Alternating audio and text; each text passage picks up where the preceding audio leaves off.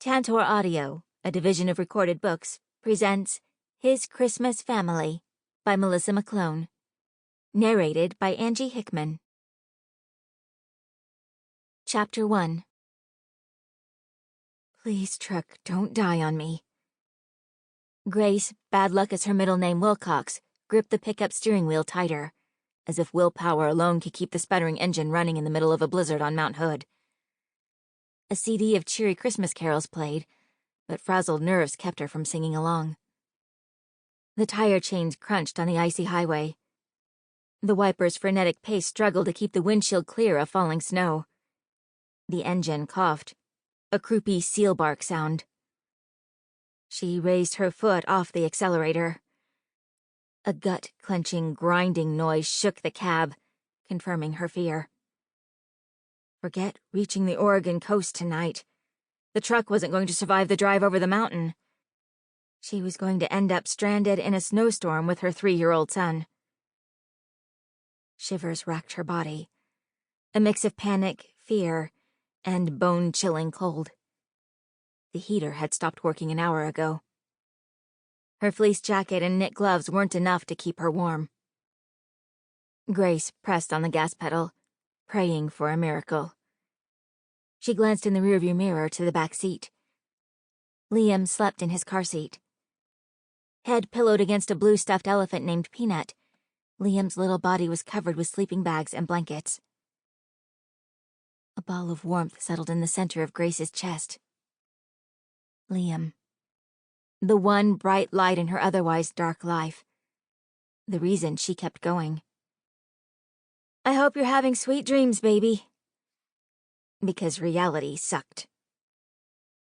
Except when you're a little kid and trust your mom to keep you safe. And she would keep him safe. That was her job. Though she was failing at being a good mommy tonight. Liam must be exhausted. It was nearly 11 o'clock, hours past his bedtime. And they'd spent another long day on the road, their progress hampered by harsh winter weather.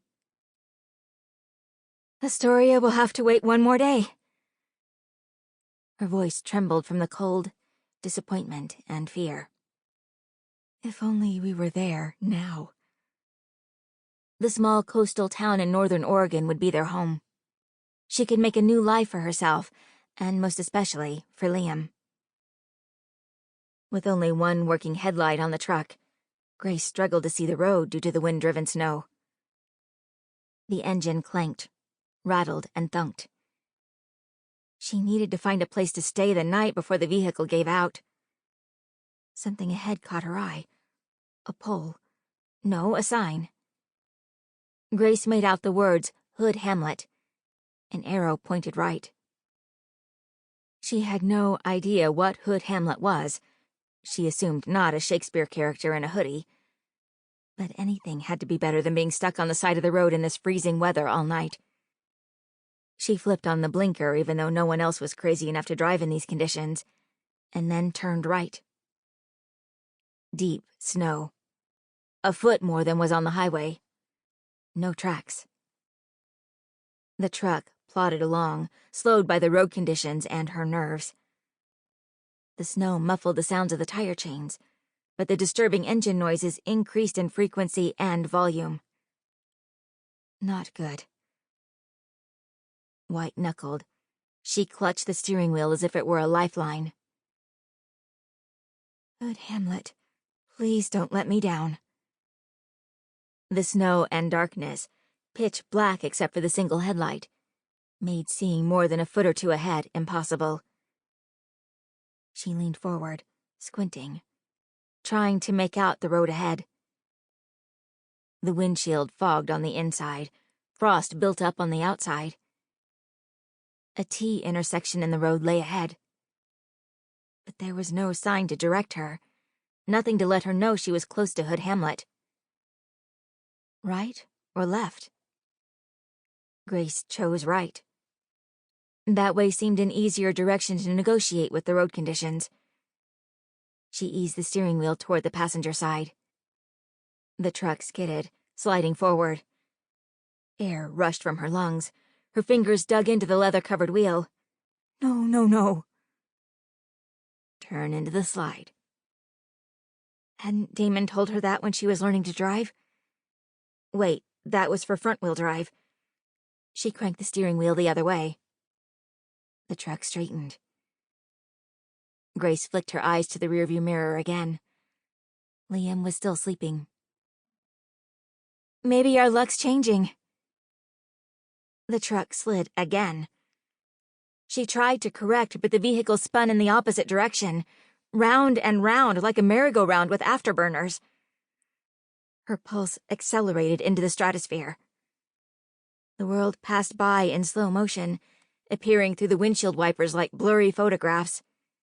Trees, snow, more snow, round and round. Grace couldn't tell what was real and what was her imagination. The roar of her heartbeat drowned out the low music piping through the truck speakers. It'll be okay, babe. Damon. Tears stung at the memory of his voice. Nothing had been okay since he died. A wall of snow appeared in front of her. Every muscle in her body tensed. Panic ricocheted through her. Grace closed her eyes. She screamed, clutching the steering wheel with all her strength. If only she could hold on to Liam. Damon, help us! A prayer, a plea. The truck jolted with an awful metallic crumpling sound. Something exploded, hitting her in the face. A horrible smell filled her nose. She whimpered. The engine died. Liam wailed.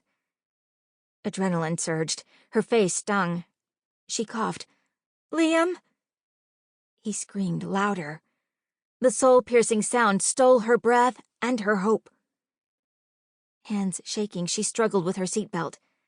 The deflated airbag lay on her lap. She had to get to her son. Be right there, baby.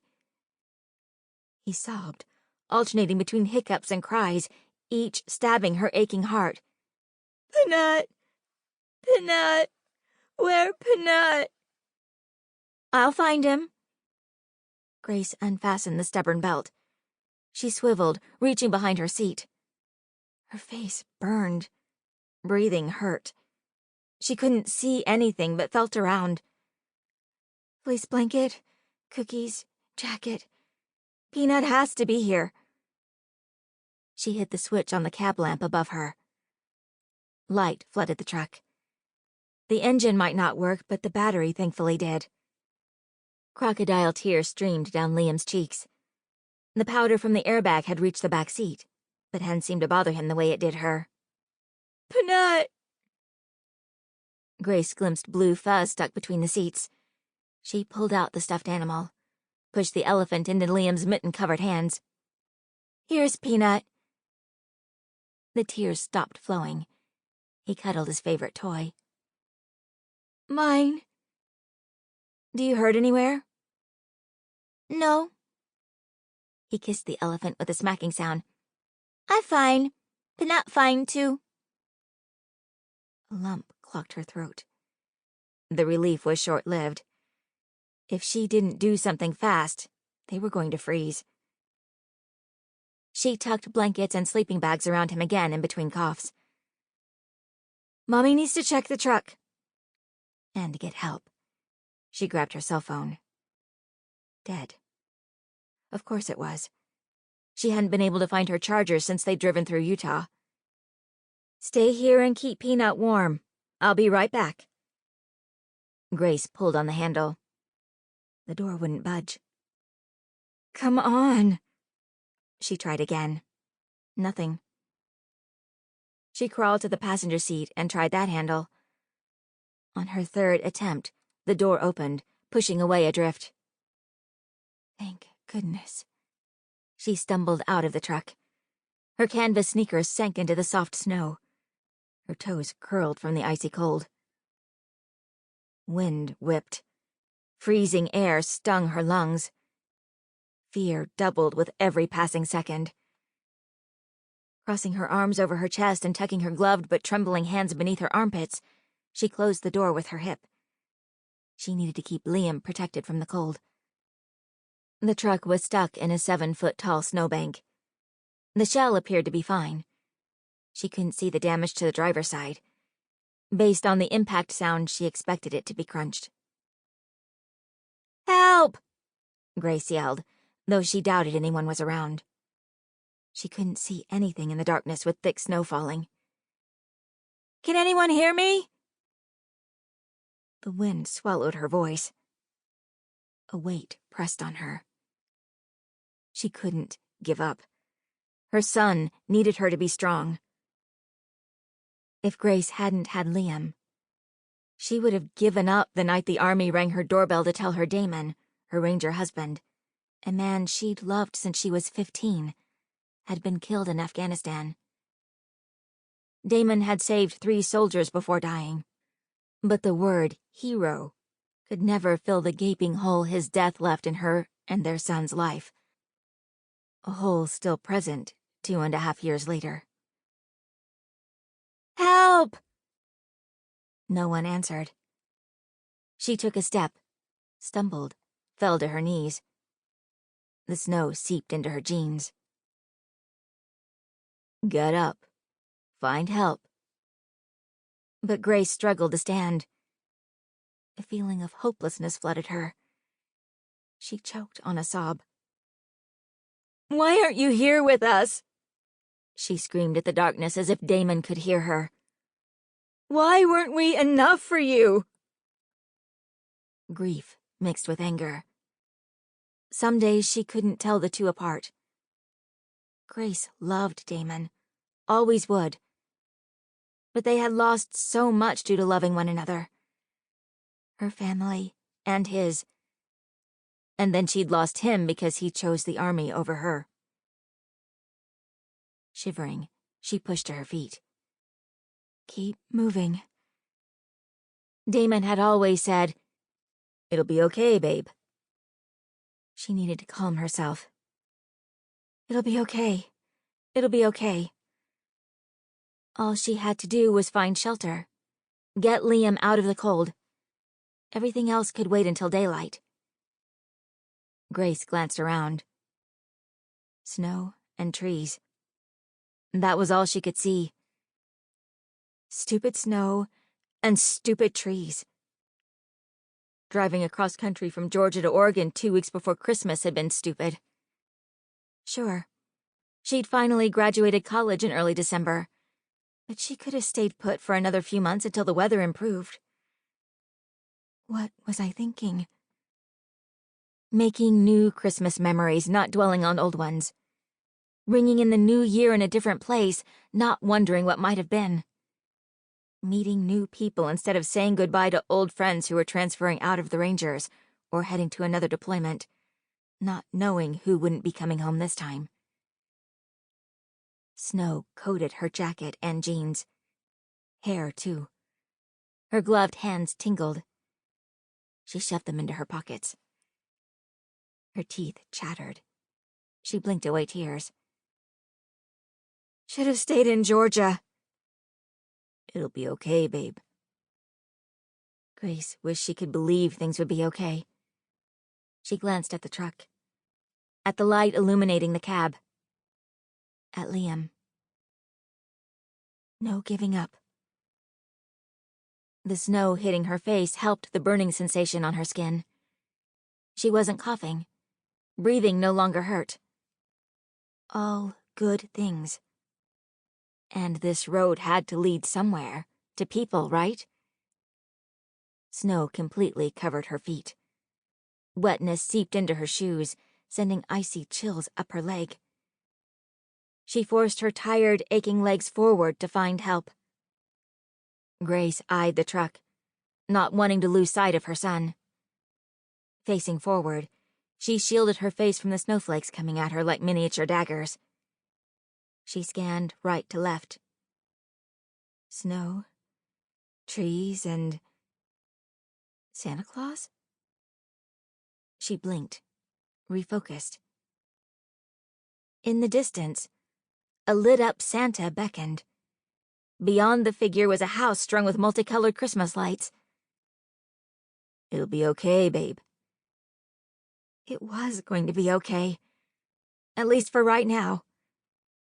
Her ranger angel had been on the job tonight. Grace stared up into the swirling whiteness. Thank you, Damon. Chapter 2. No worries, I have power, Mom. Bill Paulson walked out of the kitchen holding a bottle of beer in one hand and the phone against his ear in the other. This is your third call tonight. It's late. Go to bed. I'll be by tomorrow to plow your driveway. I have to check the rental properties, too. Unless the snow keeps falling. Her hopeful tone was not unexpected. His mom preferred him stuck inside and safe, rather than on another outdoor adventure. She seemed to forget he was 33, not 13, though admittedly sometimes he acted more like a kid than an adult. It better stop snowing. He sat in his favorite chair, a comfortable oversized leather recliner. Sports highlights played on the TV with the volume muted. Flames danced, and wood crackled in the fireplace. I didn't get to ski today. I want to go tomorrow. A drawn-out, oh-so-familiar sigh came across the line, annoying him like a tickle in the throat before a full-blown cold erupted. He loved his mom, but he could recite from memory what was coming next. There's more to life than climbing and skiing, she said. You don't climb or ski. No, but you do. My life rocks. Bill took a sip of beer. I enjoy helping people in trouble and carving the first tracks in 2 feet of fresh powder. You're headstrong like your father, always off doing your own thing. Bill knew that disapproving mother tone all too well. He'd grown up hearing how much he was like his dad, a man who was never around to support and love her.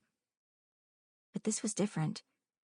His mom didn't understand the pull of the mountain, the allure of the adrenaline rush, the satisfaction of a successful mission. She was too worried Bill would end up hurt or dead. That could happen one of these days, but still. Time to change the subject before she laid another guilt trip on him.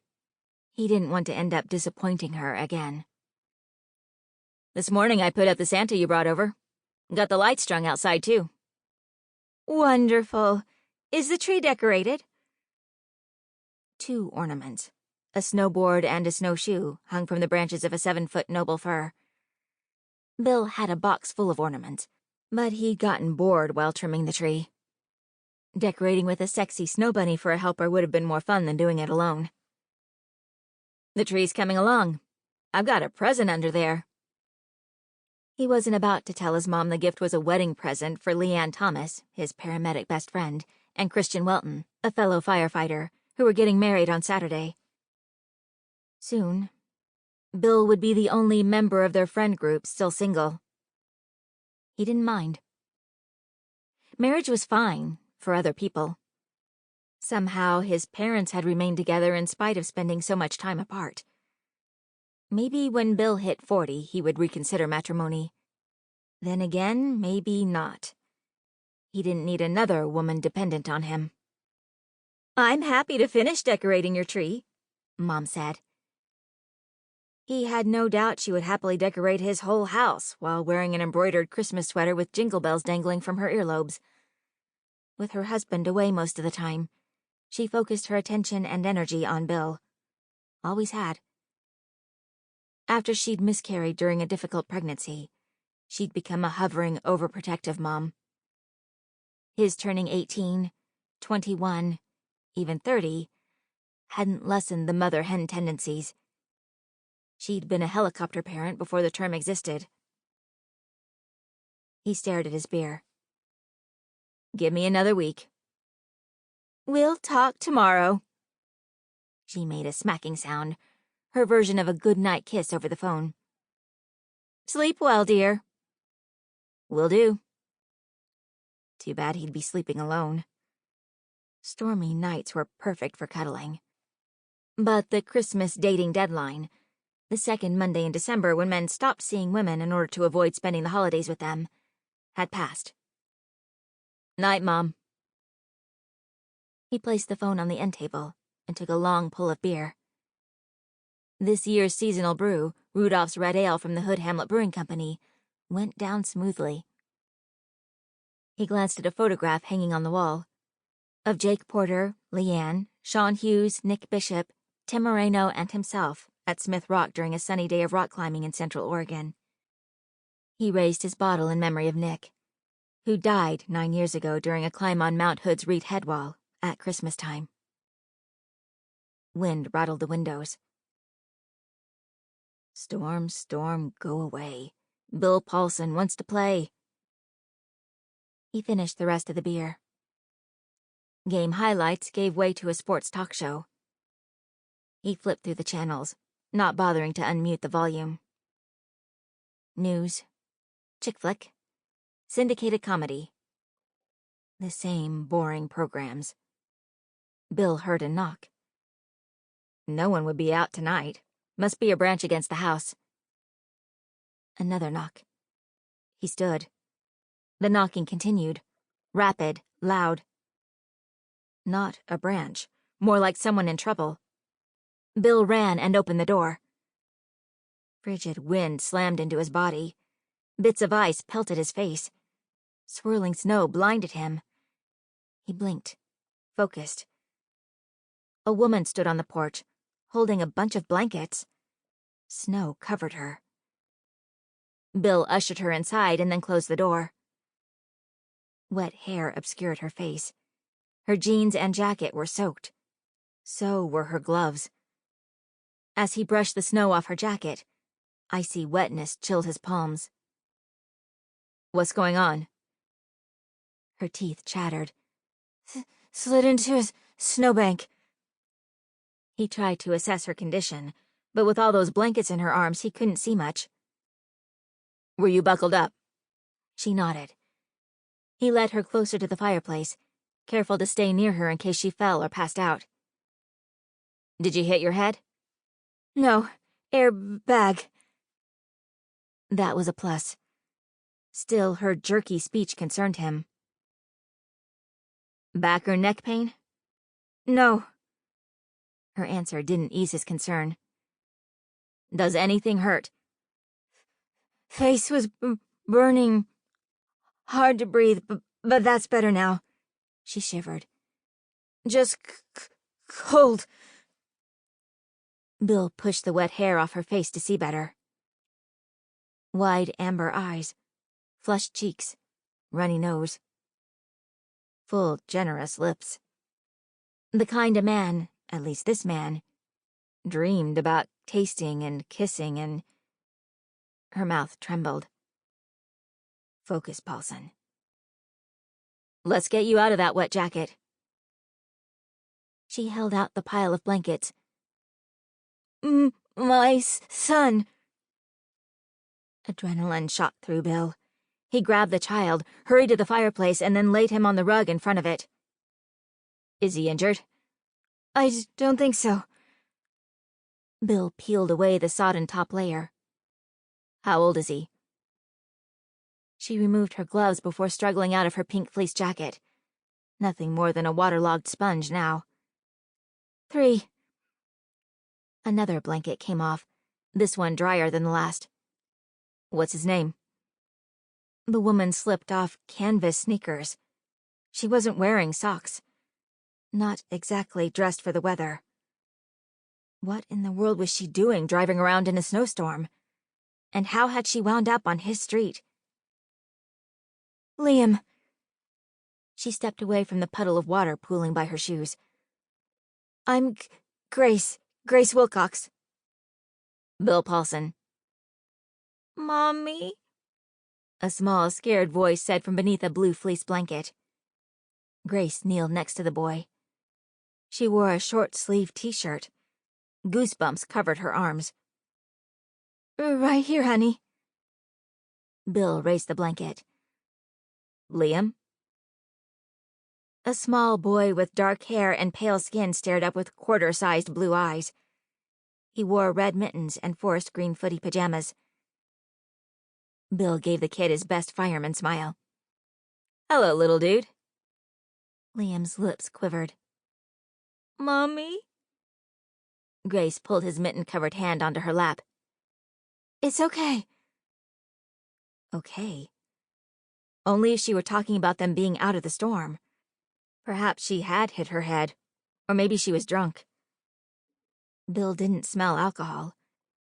She didn't show any obvious signs of impairment, except for driving late at night in a blizzard. Was Liam in a car seat? Her "do I look like a bad mother" glare hit Bill like an ice pick in the forehead.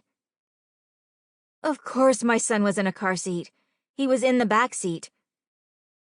Just a question. Bill didn't see any cuts or bruises. No offense intended.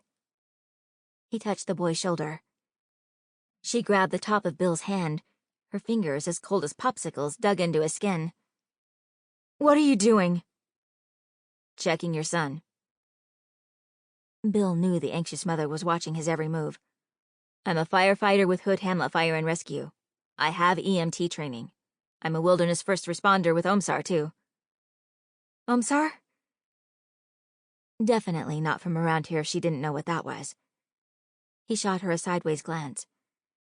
Nervous but attractive, with high cheekbones and a straight nose.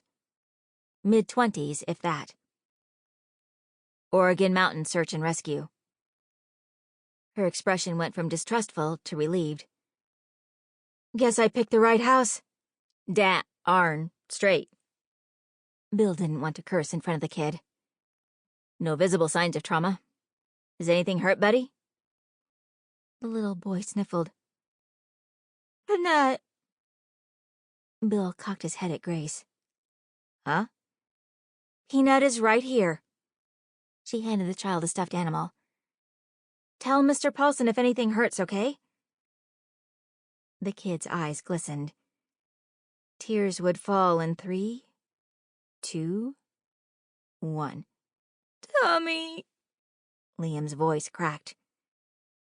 Internal injury? Bill's throat constricted. I need to check Liam's abdomen. Color drained from the woman's face. She rubbed her hands over her mouth. Maybe we should call 911. I am 911. Minus the truck, flashing lights, and uniform. Bill grabbed the pajama zipper and pulled. Relax, I know what I'm doing. If he needs help, we'll get it. Hungry, Liam said. Bill's hand stalled. You want something to eat? The little boy nodded. Wanting food is a good sign. Bill examined Liam. No redness or marks from where the car seat straps may have dug into his body. No signs of distress, shock, or concussion. The kid seemed fine. How does a cookie sound? A grin brighter than the lights on the Christmas tree erupted on the little boy's face. Cookie! I want cookie, please. Bill's throat relaxed, allowing him to breathe easier. The kid was going to be okay. But the mom was another story. Not quite panicked, but cold and suspicious. The dark circles under her eyes told only half the story. Exhausted, check. Stressed, check. Nervous, 2 checks. Her gaze darted back and forth, unable to focus on one thing for too long. But with each pass, her gaze lingered on him a second longer than the last. Her wariness bothered him. She seemed to forget she'd knocked on his door tonight. Do you want a cookie? He asked. Chocolate chip. My mom made them. Grace gnawed on her lip. No, thanks. Bill rose. He grabbed 2 chocolate chip cookies from the snowman-shaped cookie jar on the kitchen counter before returning to the living room. He handed one to Liam, who'd removed his mittens, and the other to Grace, who looked as if he'd given her a grenade with the pin pulled. Her mouth slanted. I didn't want one. You need one. He watched Liam munch his treat. Nothing wrong with his appetite. Unless I'm trying to feed him veggies.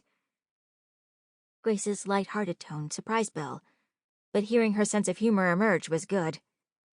Who wants to eat hickey green and orange things? The kid nodded, the stuffed animal he held bobbing as if in agreement. Green and orange things, Grace emphasized the last word, help a Sample complete. Ready to continue?